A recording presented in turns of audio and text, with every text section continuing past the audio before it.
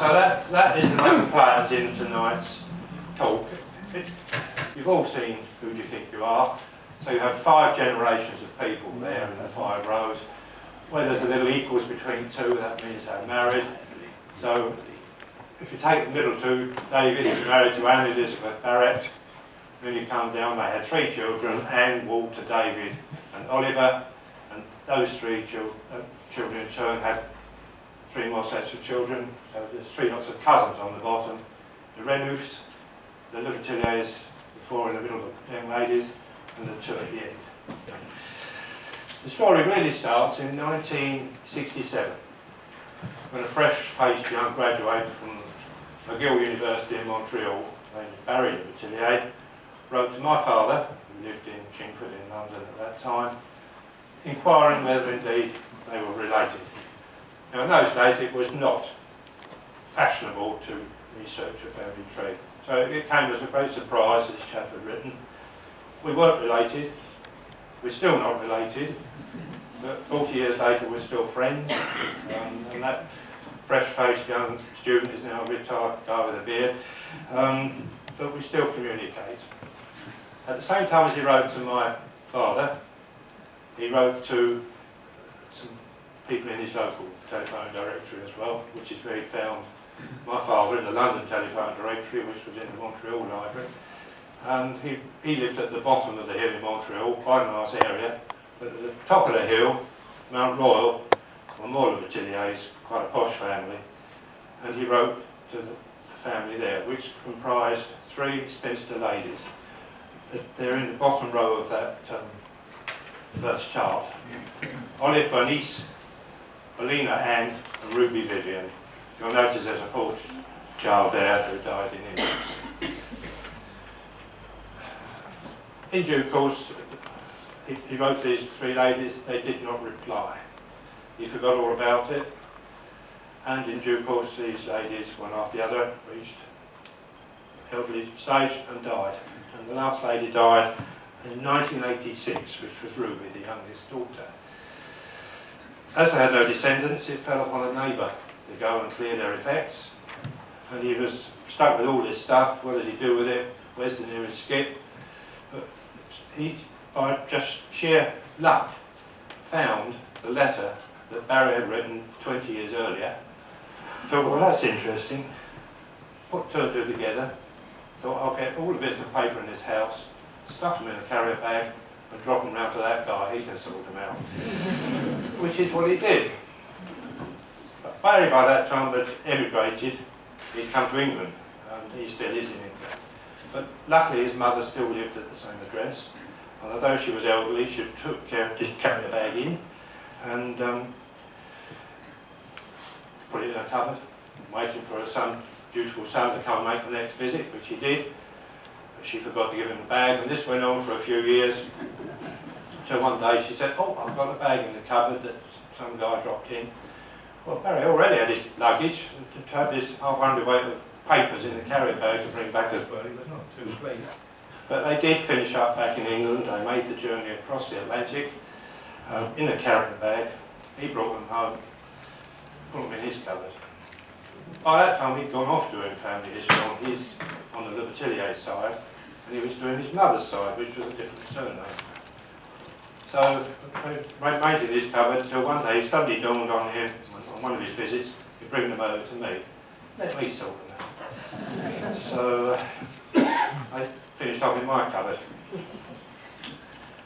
And there they stayed for quite a while, until one day I was clearing the cupboard out and an envelope fell out of the carrier bag. It was this envelope. The interesting thing is, to me, how these have been made. It's stiff parchment, so I don't want to damage it. The guy has cut an 1/8 strip off the bottom, almost to the edge, and that becomes the boot lace. That piece of parchment becomes the strip for tying it up. He then snipped a 1/2 strip halfway across and made the label for putting the details on. And then the whole lot folds up and becomes one package. tied up, which is fascinating. In the second row or so down, it has Sovereign Sir Jacques, by the grace of God, King of England. Okay, so, come on, when was James I? No, when did he reign? 1603. Yeah, I knew you'd come up with it. About 1620s, I recall. 1603 to 1625, pretty close, okay? That was a contract of some sort on property. And the next one is a letter from Nicholas Coutances to Jean Hamon regarding an enclosure of land, a plot of land. You can see the date on this one, 1737. This one's a little clearer to read. Sovereign Sir Georges II, par la grâce de Dieu, roi de la Grande-Bretagne, France and Ireland. So we were spreading our empire to France and Ireland by that time. Estates, Charles? It says here 1727 to 1760. You've got that one right as well.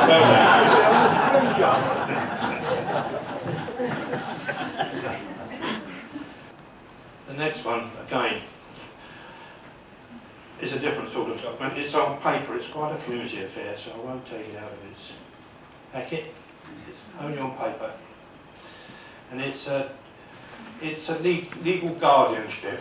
The interesting thing about this one, which I nearly fell off my chair when I noticed it yesterday.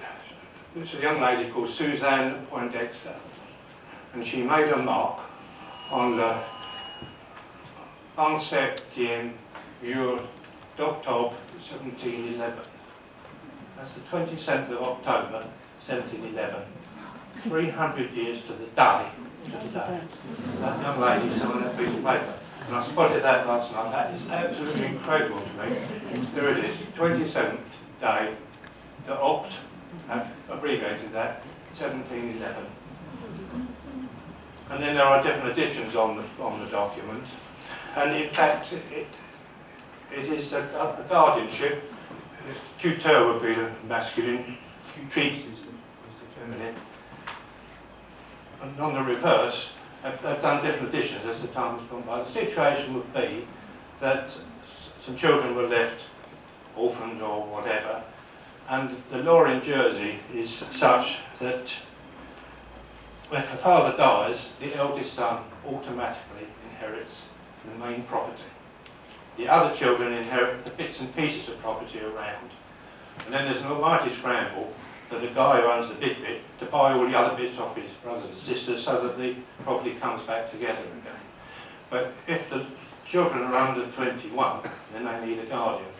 And in this case, the guardian was, it says up here, Suzanne Poindexter, tutrice des enfants de Q, Monsieur Jean Poindexter. She was guardian of the children of the dead John Poindexter. It wouldn't be her husband, probably was her brother. If it had been her husband, her surname would not be Poindexter. Ladies in Jersey do not adopt their husband's surname. They keep their own maiden name through life and are referred to as Janice Brown, wife of so-and-so, widow of so-and-so. Very similar to they do in America, where they put the maiden name in the middle of the Christian names, which totally confuses everybody. So I suspect that she was indeed his sister. I love the signature. Thomas Stigray has signed it. It's got this lovely scroll here, which he does, and I think it says rector. It looks like rector, so somebody of authority who could write has done it for her. She's signed it. That's not her signature. There's her S and there's her P. She's done her mark. So that really, it concludes what was in that envelope. It amazed me what was in there. What their link is to the story I'm going to tell you, I'm not quite sure. But those documents were in Canada, in the possession of these three ladies. They'd come from Jersey. The family originated from Jersey. They're obviously to do with the family a generation or two before the main story starts. But you wanted to go back 4 centuries and these took you back. There was one more. That one. Don't ask me what it is. I can't even identify the writing. I can't find anything out about it at all. I don't know if it's Latin or whether it's French, except I think that one word there is Poindexter, which means it may be the same family as Suzanne Poindexter, who was the guardian. Other than that, I cannot tell you a thing about it. It's illegible to me. I'll do my best with it, I can't make it. But on the other side, remarkably, it says 1389. Is there a reference number, the date? It's not in the same hand as the main document. And here, faintly, was the original writing. And all that brown staining is because the guy before me didn't wear his white gloves. It's a shame, but these documents do get ruined by constant handling. If that's 1389, that is really old, but I cannot tell you how old it is.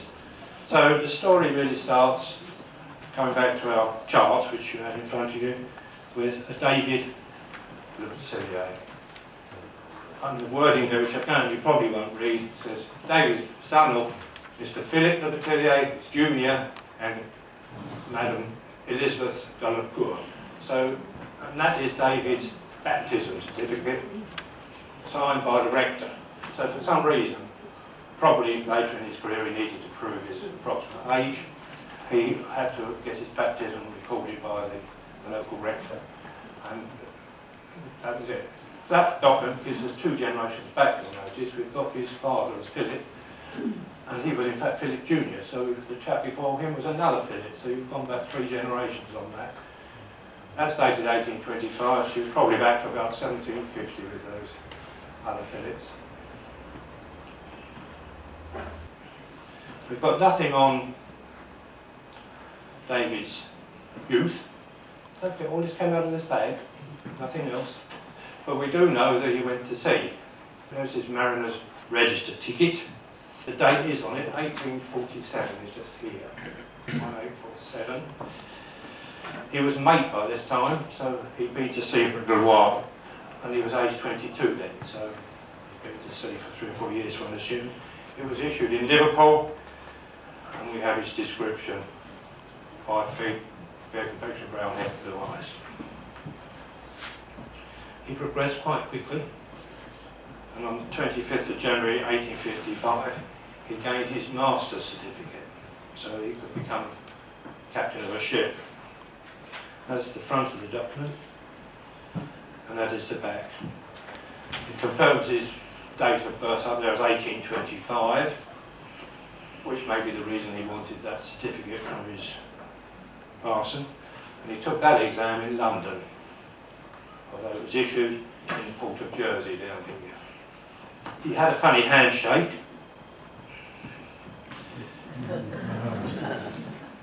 He joined St John's Lodge at Plymouth. Now, there's a St John's in Jersey. So whether it's St John's in Jersey comes under the Plymouth hierarchy, I'm not quite sure, or whether there's a St John's in Plymouth, I can't tell you. But that was sealed and signed in January 1859. Captain David spent 30 years at sea. By the tonnage of these ships, I'd say they were all sailing vessels. They ranged from in the 100 tons, 400 tons is the biggest. The top one, this is not an official form, it's used a signals form for writing these on. That's why it's crossed out there.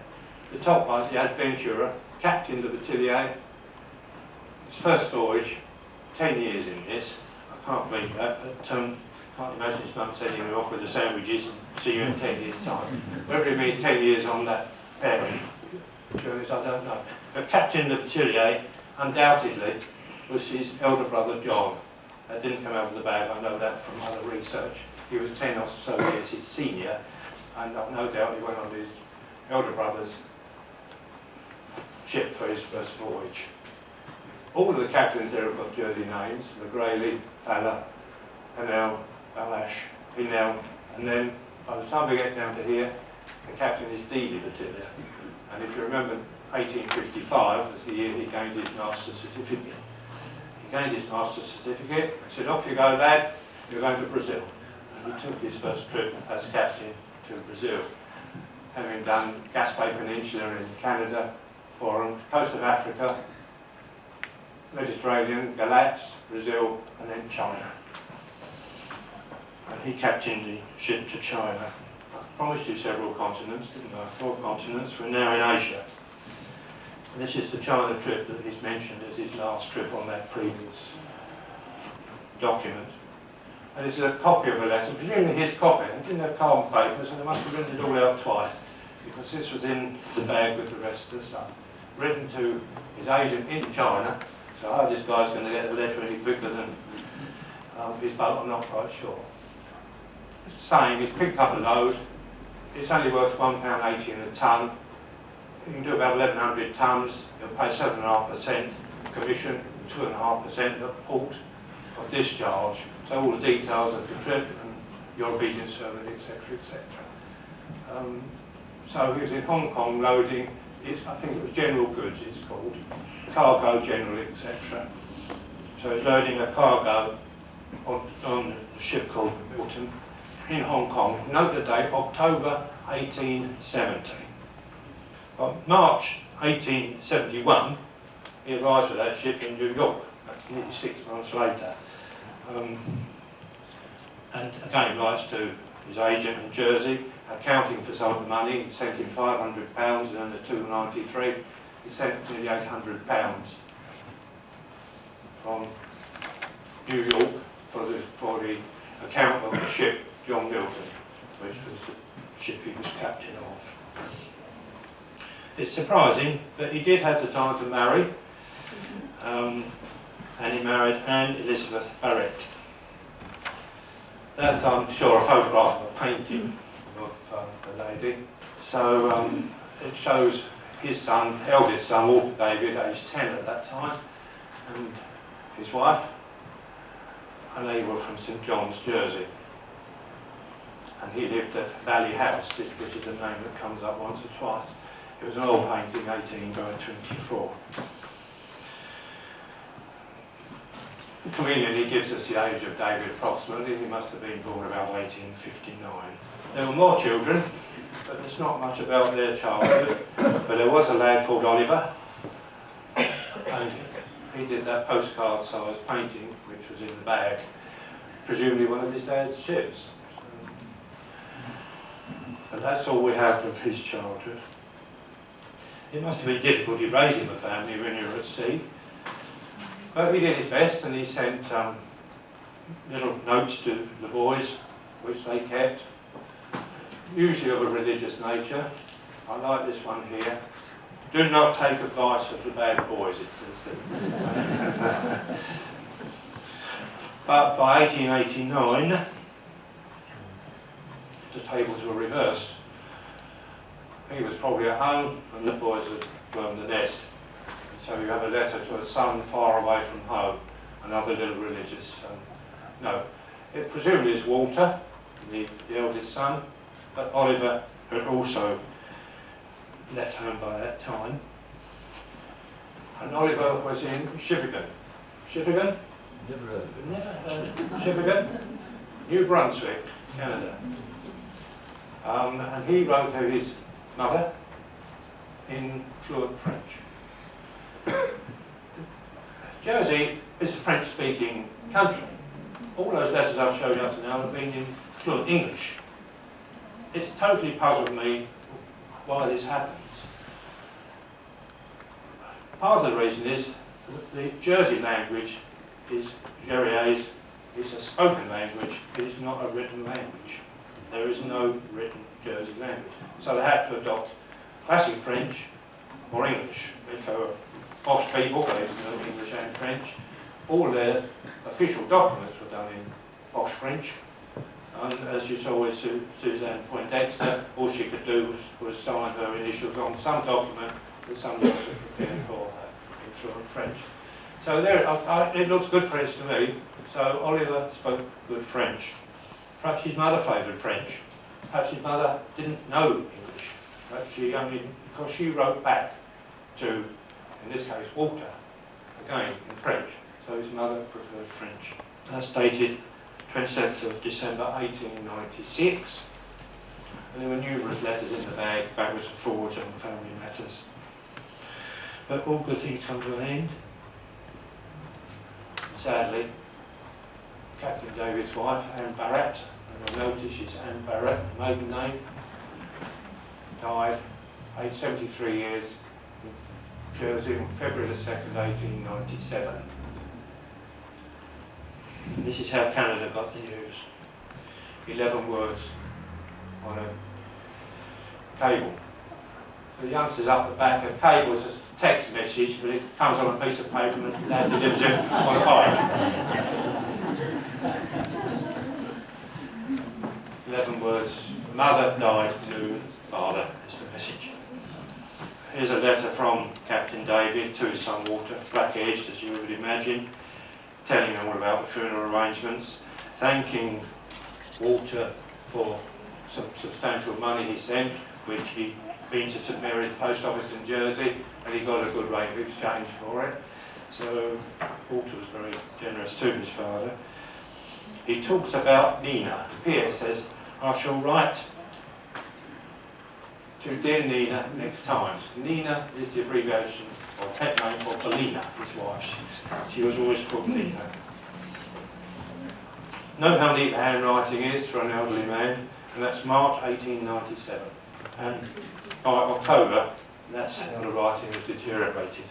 But I've been taken worse of late, and Dr. Blampier do what he can for me, also Edward and Annie, Annie was his daughter.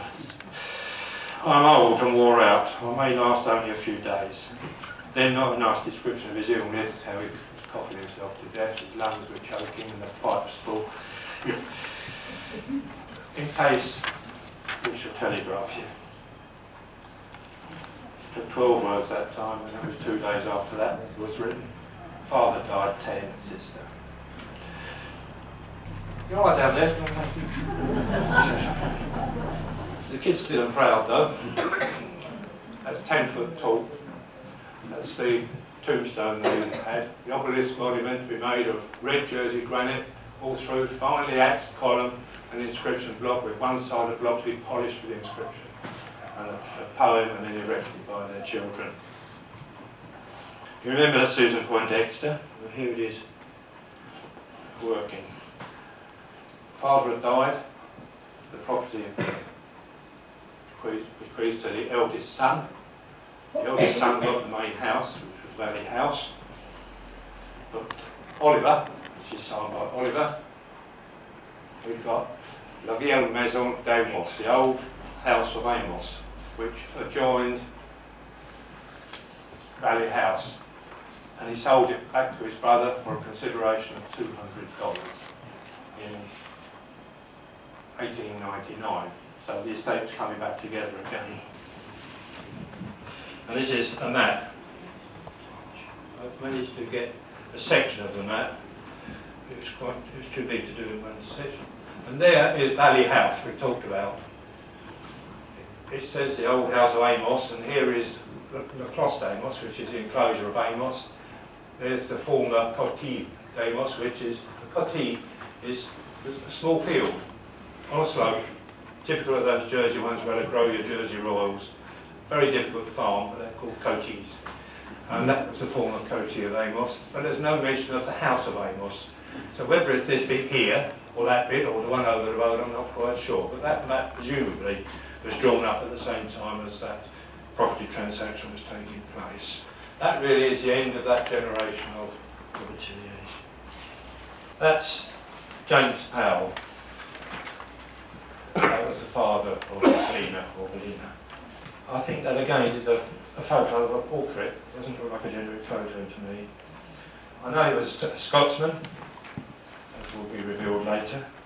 And I imagine him as a quietly spoken, genteel man.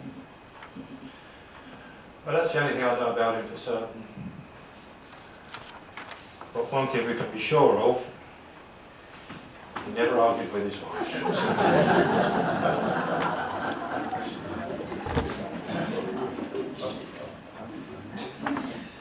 In genealogy, you learn more about people when they're dead than when they're alive, which is a fact of life. James Powell died at an advanced age, at 75. That makes me pass myself by that. And a lot of you, you're all laughing at me. And he doesn't say what he did, but his son was obviously quite prominent because his son was the Great Northwest Telegraph Company, and he gets more of a mention than his father. His wife survived him by 17 years, and we learn from that he came from Lübeck in Germany. The significance to me is that all of this is now taking place in Winnipeg. This is W. Le Boutillier, Walter's wife, of Winnipeg. They started in Montreal, and they're now in Winnipeg. She was blonde. So that's 100-year-old hair. All in the bag. There was obviously some concern over the family plot. They had a plot at Mount Royal Cemetery, which was obviously quite crowded by that time. And somebody wrote to the cemetery authority and said, how much space have we got left in our plot? They wrote back and said, yes, you've got the graves marked X, are the only ones that can be used. There's the plot. We have 3 graves here marked X. 1, 2, 3. Depth 4'2", 4'6", 4'6". Depth you can't use, 3'4", 3'4". They're going to get you in about a foot's worth by the sound of it. So, and, that Mrs. Powell was quite a portly lady. I was wondering if she would have fitted okay. That didn't go down too well with whoever made the inquiry, because it rumbled on for a while. And in due course, they demanded a list of everybody that was in this plot, because it couldn't really be fault. And the genealogist dreamed, look, every burial for 100 years. I can't believe it. All in this 200 square foot plot. And that was in 1930. There's one more there buried in 1931, penned on the bottom, another one in 1940. There's only one space left. It's a bit of a race to see who can get it. That is the plot. It's on the slope because it's on top of the hill.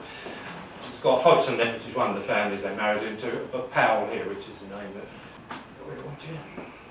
Anyway, back to Nina. Nothing again of her childhood, but by the time she was 18, she was confirmed at St Bartholomew's Reformed Episcopal Church. She clearly met Walter by then, because she had a sister Ruth, as you'll see on the chart. Ruth had an autograph album, and by 1882 she'd managed to get Walter David Le Boutillier to sign it for her, and indeed a few years later Oliver signed it.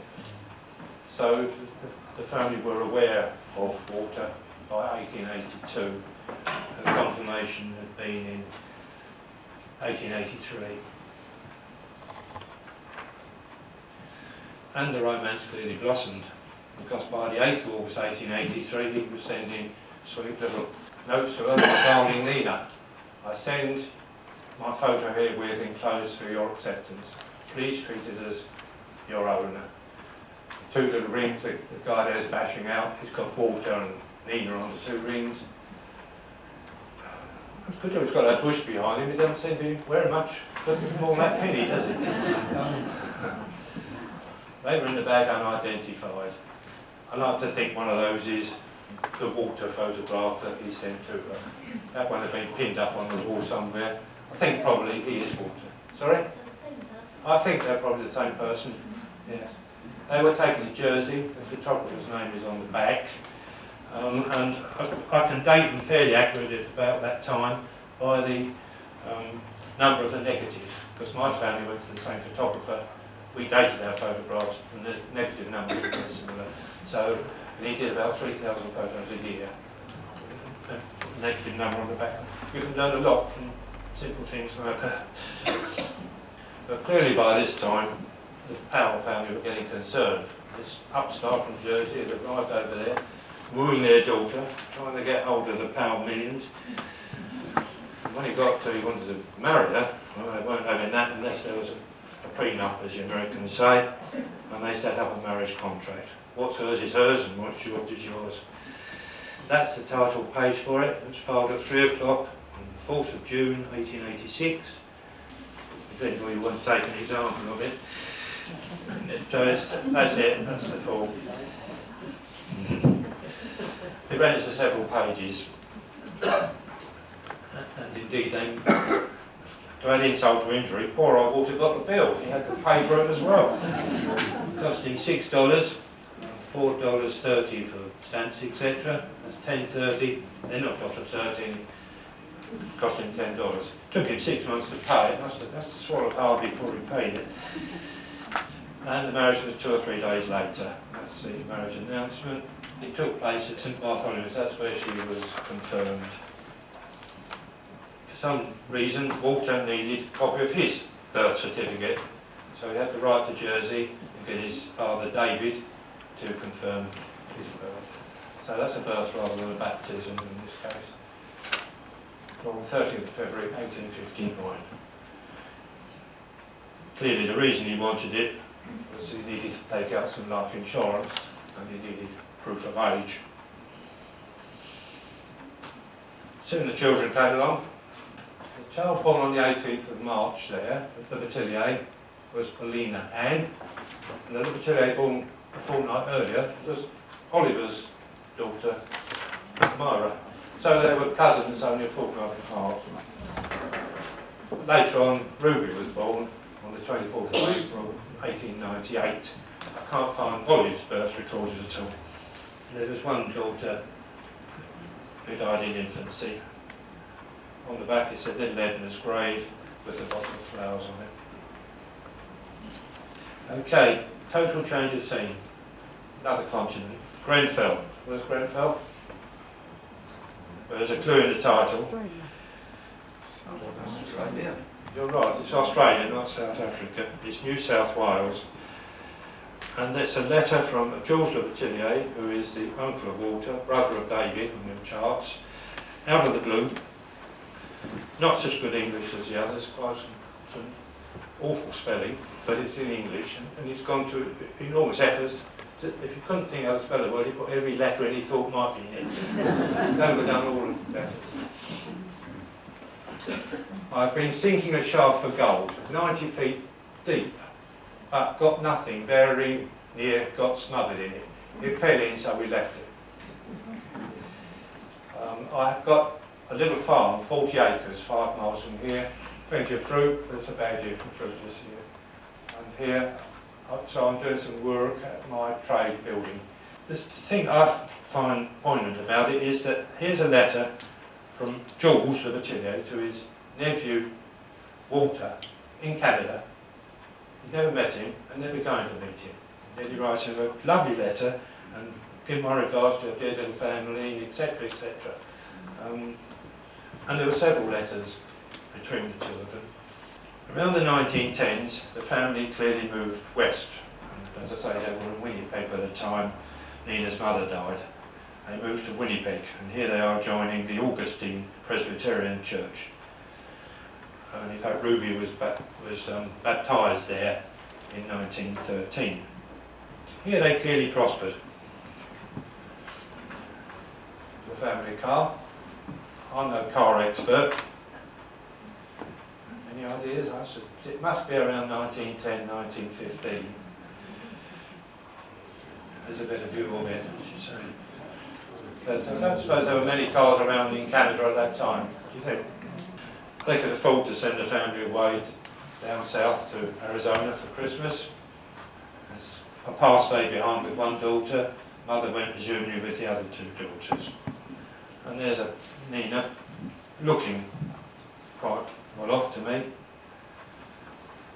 followed by Walter, again looking quite rich. I wonder what the lady was doing here. I thought she was doing the ironing at first, but she's got a dog in her hands there. I can't quite think where she featured in the picture. This was about the time of World War I, as you can imagine. And Annie, sister, who remained in Jersey and looked after David in his last days, had to write a letter saying that her son Edward had been wounded. And she wrote a nice letter, and they didn't know the details at all. It had taken a while for them to hear it. The interesting bit was that it was from the Canadian authorities. He was with the Canadian forces, which implies that Edward had also emigrated to Canada, probably sponsored by his uncle Walter, and when the call-up came, he joined the Canadian Forces. Only a few days later, sadly, he died of his wounds.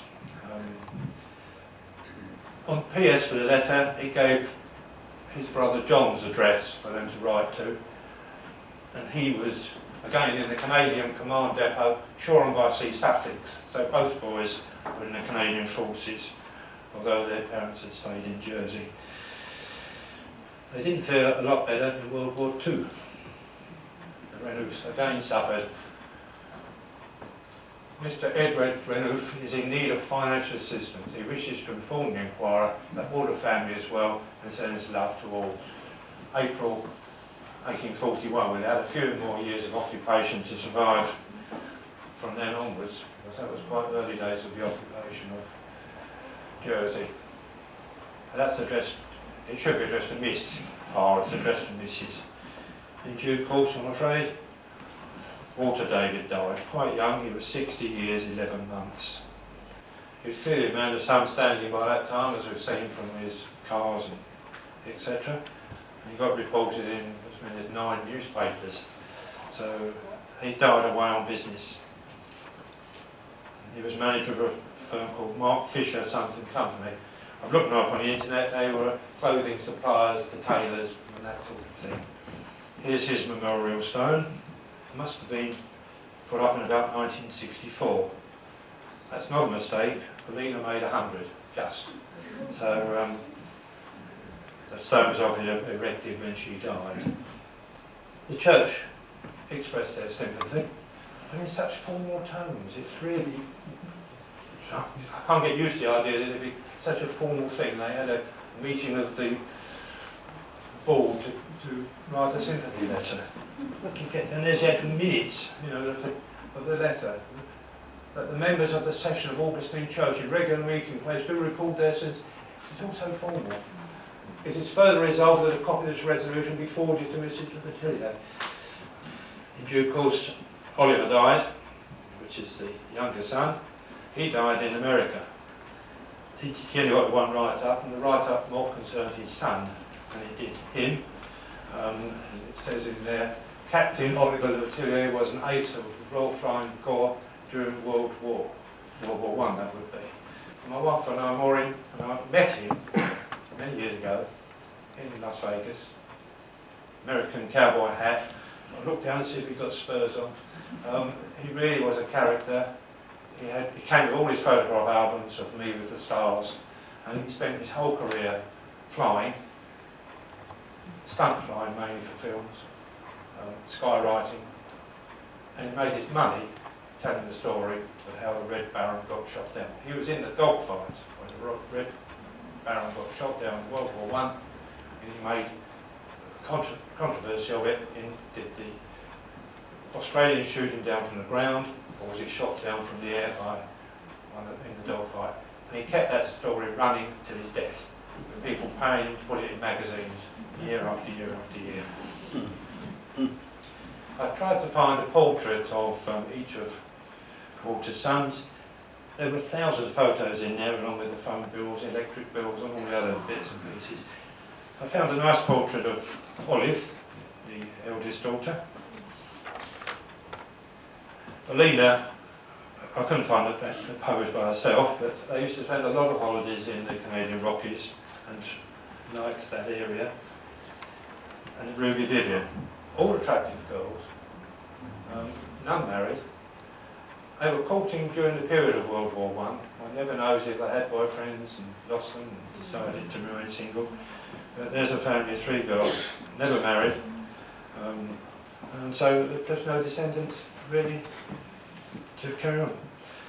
Well, that almost brings me to the end, except I hope I've expressed to you that family history, and this was called a family history meeting, is more than just names and dates and births and marriages. There is a story behind all of these people, and I hope you think that that is an interesting twang to the and it took me ages to put it all together from what was in the bag.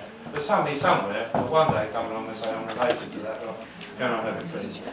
Ruby was quite a good artist, and these were her parents. The camera was called the flash on that when she did the photograph on her father. But and Ruby was the last to survive. And I've just remembered I sent back a bus pass for cancellation. Thank you very much.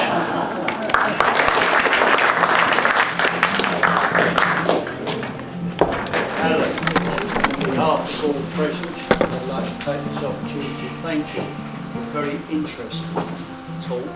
All our sort of research family history, which we had to carry away in so much detail. I mean, I only got pirates and fine so far. And I would like everybody to show their appreciation.